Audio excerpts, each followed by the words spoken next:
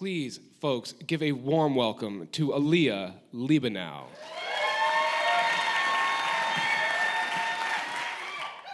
I don't trust my instincts. Actually, this is really uncomfortable to even talk to you in front of you guys about this, and that's kind of the point. So I met John in Ashland in college, and John and I became best friends.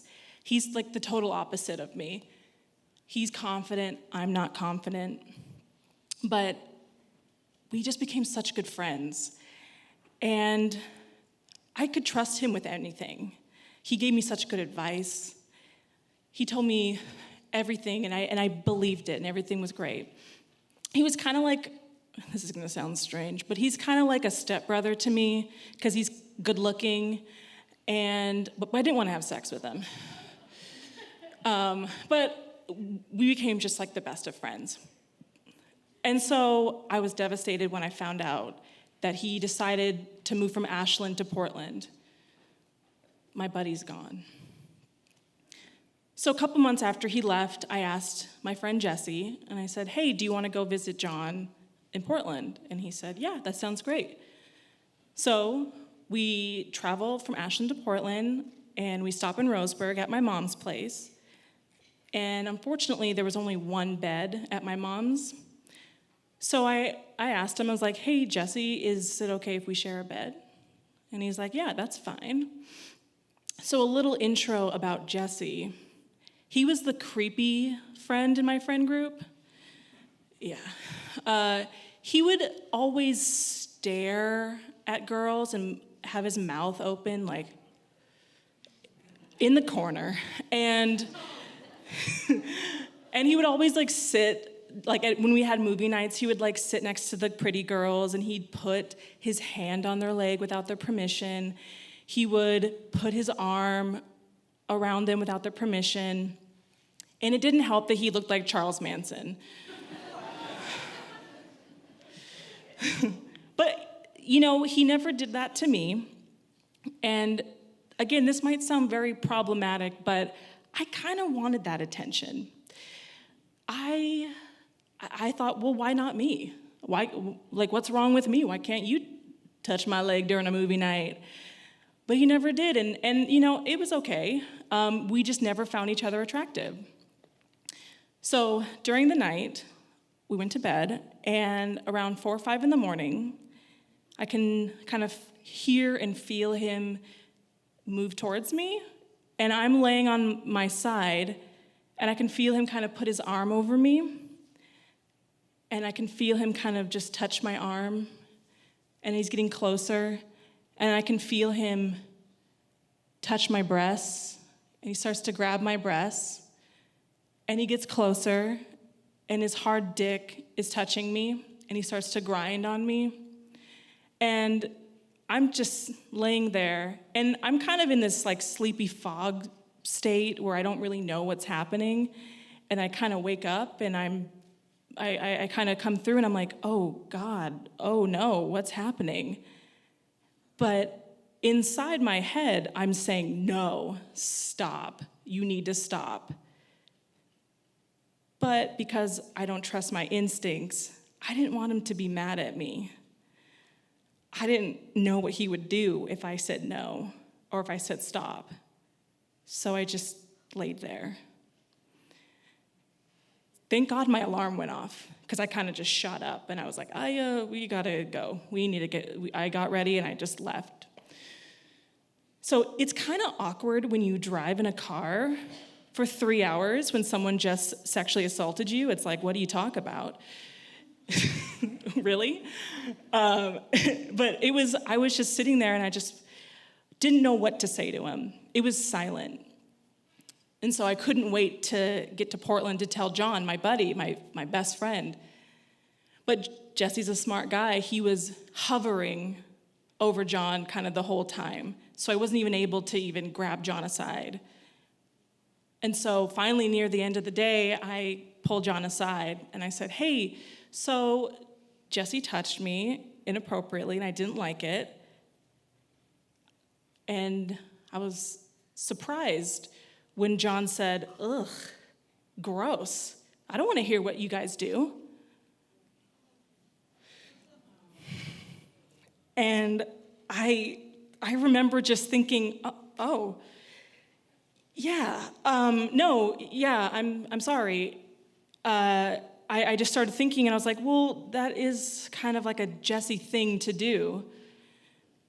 And I just started thinking about it more, and I was like, yeah, no, I should have just kept that to myself. I'm sorry. And I kept it to myself for a long time. And unfortunately, I did hang out with Jesse throughout my whole year of my years of college, but we kind of kept our distance. And near the end of college, I hadn't had sex in forever. It had been so long. And I thought to myself, well, who's one person that would have sex with me? And I thought, well, he does look better. He did cut his hair. He kind of went through like a she's all that moment where like he took his glasses off and he like took down his hair. Yeah, he looked better. I was like, I'll do it. So Jesse and I actually started to have a really great consensual sexual relationship. And he was actually really good in bed. And we never really talked about what had happened earlier. I kind of just put that aside. So usually the routine was that he would come over to my house, he would make food, we'd watch a movie, and then we'd fuck. So that was like the routine. So one night he comes over, and we put a movie on, and we make food, and we get into the movements. And I was like, oh, maybe we shouldn't be so loud. You know, my roommates are in the living room, we should like quiet it down. And he's like, okay. So he puts his dick in my ass. Well, the only thing is I had never had anal sex before. And I had never wanted to have anal sex. And Jesse knew I never wanted to have anal sex. And to top it off, he didn't use any lube. Yeah. And I just remember laying there and just thinking, no, Aleah, stop, get out of this. You need to stop. Tell him no. But because I don't trust my instincts, I didn't want him to be mad at me. If I said no, is he gonna be mad what's gonna happen? And so I just laid there. The next day, I called my friend, John. I said, okay, it had been a couple of years. John's going to be there for me. He's going to come through. And so I told John. So Jesse assaulted me again. What do I do? And John said, ugh, gross, Aleah, I don't want to hear this. I'm not in the mood for this right now. And so I started thinking about it, and I was like, well, yeah, like John isn't one of my girlfriends. I guess he shouldn't have to hear this kind of stuff. And I mean, Jesse is like a creep, he's a weirdo, so I'll keep it to myself. So after that moment, we stopped having our friends with benefits. He got a girlfriend, I got a boyfriend. We just stopped talking. So about 5 to 6 years later, I found him on social media, and I was like, hey, it's been a long time. I'm going through therapy, I'm working on self-love, I'm working on myself. I was like, I could talk to Jesse. I'm okay with talking to Jesse. And so I said, hey, Jesse, we should hang out. It's been a long time. And he's like, yeah, no, we should. And he's like, well, Aleah, could we hang out between the hours of 11 a.m. to 2 p.m. and you can come over and I'll make you food and we can watch a movie? That sounds weird, right? Yeah, that's weird. It's like, why can't we just go get coffee? It didn't make sense to me. And I thought inside, I was like, that feels weird. I don't like that. But because I don't trust my instincts, I wanted to get other people's advice. So I asked my girlfriends, and I said, do you think I should do this? And they said, no, don't do it. He's setting you up because he wants to have sex with you. And I was like, no, he's not gonna do that. That's not him. He's not gonna do it. And so I asked John. I was like, hey, John, what do you think? Do you think I should hang out with Jesse? It sounds a little weird to me. And John's just like, yeah, no, you should totally hang out with him. It's been so long. And he has a girlfriend, you have a boyfriend, like he probably just doesn't want to spend money. And I was like, right? And I was like, yeah, that makes sense. So I go over to Jesse's house. And after not seeing him for like 5 to 6 years, he looks the exact same. He's just a little bit more of like a buff Charles Manson. So I was like, okay. So the whole time that we were talking, and I really wanted, I wish this wasn't the truth, but the whole time when we were talking, he was massaging his fingers with sex oil and squatting. I'm gonna show you what that looks like. And again, I apologize for the front, but I've just gotta show you. So it's like this. He's like this. Hey, Aleah. What? Oh, yeah. Hi, Jesse. What are you doing? So he's squatting and massaging his fingers the whole time, and I'm just like, okay. But besides that, we caught up, and it was a really great time. So we put the movie on, and he's looking at me, and he's like, hey, Aleah, I should show you what I'm doing with my fingers. I'm strengthening my joints. And I was like, hey. So he starts to massage my fingers with sex oil, and he goes up and he starts to massage my arm and my shoulder. And I'm thinking inside, I'm thinking, he hasn't stepped over a boundary yet. I don't feel too uncomfortable.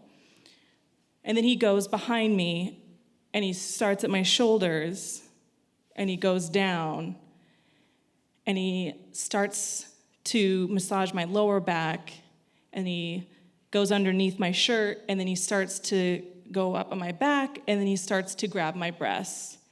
And that's when I get up and I go, no, I am not in the mood for this. I do not want to have sex with you. I don't want this. And he looks at me and he said, well, Aleah, it's okay if we have sex. My girlfriend's totally fine with it. And I said, well, I'm not fine with it. Thank you. Thank you. Thank you. And I looked down and I realized that he has a huge boner, and I was like, okay, I gotta go, and I leave. Thank you. Yeah. I just remember sitting in my car, and I was proud of myself, but I was also upset because I wish I would have done it sooner. I wish I would have said no the first time and the second time. I wish I would have done it.